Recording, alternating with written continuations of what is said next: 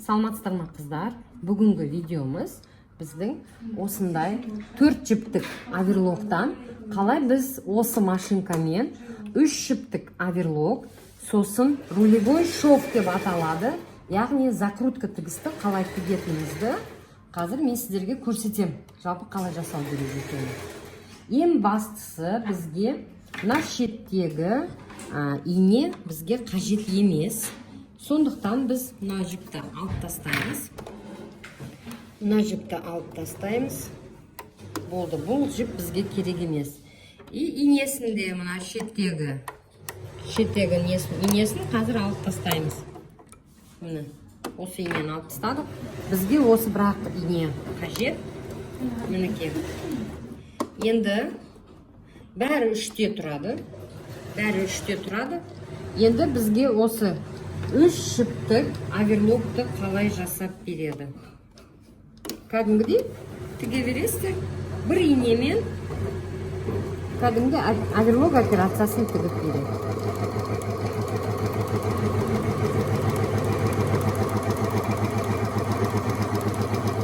Өте әдемі оверлок операциясы.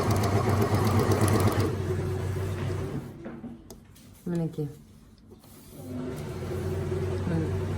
Көрдіңіз ме? Тігісі қандай әдемі. Демек, жіптері бірдей төгіліп тұр деген сөз. Енді оверлокты қалай жасаймыз, закрутка қалай жасаймыз. Қараңыздар, инені көтереміз. Мына жердегі функциялары, кейбір жаномилар, қазіргі дизайндағы жаномилар, олар мына жерінде тұрады. Несі, мынау жіп өткізетін жерлері да, блюдцалар дейді. Оның да функциясы сондай, кішкене дизайны басқа. Сіздер мынаны 3-ке емес, мынаны 5-ке қоясыздар, мынаны 6-ға қоясыздар, мынаны 6-ға қоясыздар, мынаны 6-ға қоясыздар. Енді қараңыздар, мынаны ашамыз. Мынау темірді жылжытамыз.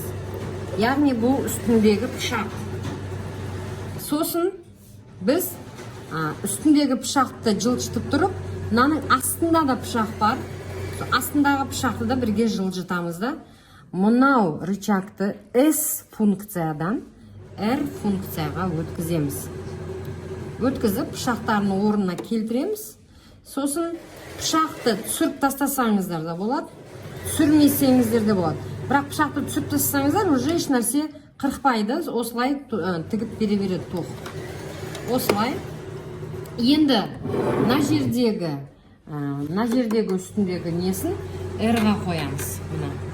R-ға қоямыз. Мына жердегі 1,5-ға қойсаңыздар сиректеу болады тігісі, ал 1-ге қойсаңыздар жақындау болады. Яғни мынау рулевой шовыңыз өте жақын болып тоқылады.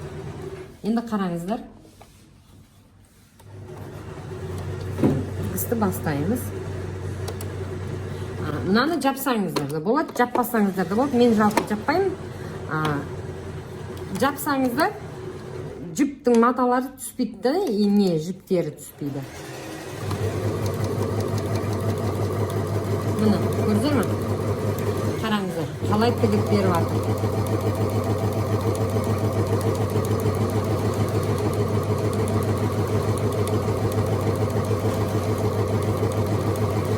Міне, мына жақтан мұқият қараңыздар. Көп мата бермейміз. Мына жолмен береміз матаны. Мына жолмен берген кезде, көрдіңіз ме? Мына темірден орап беріп жатыр. Тоқып жатыр да, матаның шетін, яғни көйлектің етегі болсын, юбканың етегі болсын, шифонда өте әдемі операция да бұл. Осылай.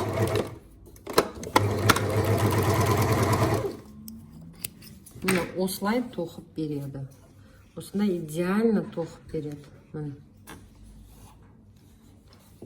Осы?